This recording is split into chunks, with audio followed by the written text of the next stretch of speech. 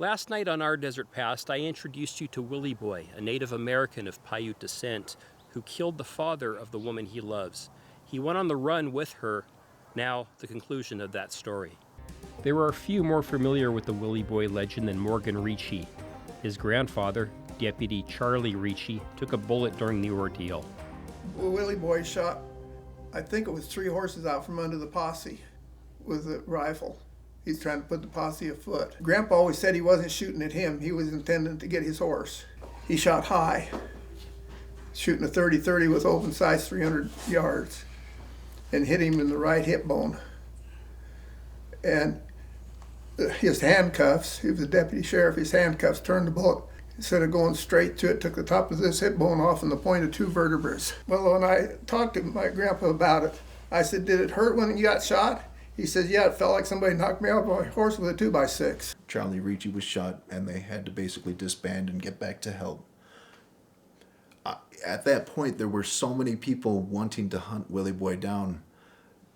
They chose to wait a week before they went back out to look for him, which is very awkward in the first place. With so many people gearing up to go, waiting a week is just confusing to me. The nearly 600-mile chase came to a close on October 15th at Ruby Mountain, near Landers. This is where deputies found the body believed to be that of Willie Boy's.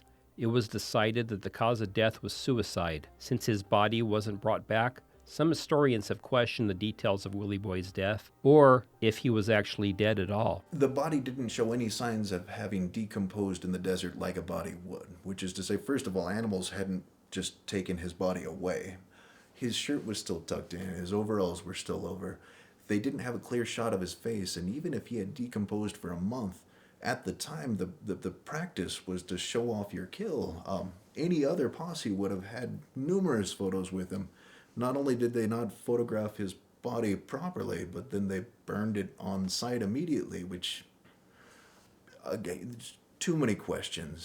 We took a shovel up there and we sifted the dirt, and we found all the hardware off of the bib overalls he wore, and fragments of teeth and everything. If he got away, I don't know how come we found fragments of teeth in when we screened the sand and found all that hardware off of his clothes that he was wearing. But if it wasn't Willie Boy's body that was found that day, then what happened to him? There's plenty of stories that go on to say that he retired, lived for a long time in Nevada and died of tuberculosis. Without official proof of death, some imaginative reporters speculated about Willie Boy to sell more newspapers. One such story involved President William Howard Taft, who was on a railroad tour of Southern California at the time. Basically, the idea was that Willie Boy was going to assassinate the president just because he happened to be running from a posse during the same time that the president would have been in the same area. General area. San Bernardino is a huge county. Some organizations politicize the Willie Boy manhunt to serve their needs, such as some temperance groups who use the drunken Indian racial stereotype to push for prohibition.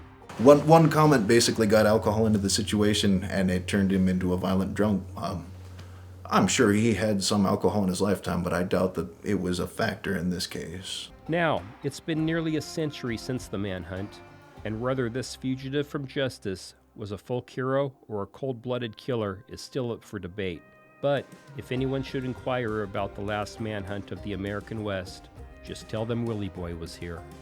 I don't see him as a hero, and I definitely don't see him as a cold-blooded murderer. I think he was in love with maybe the wrong person, and circumstances just didn't. He just had a very bad hand.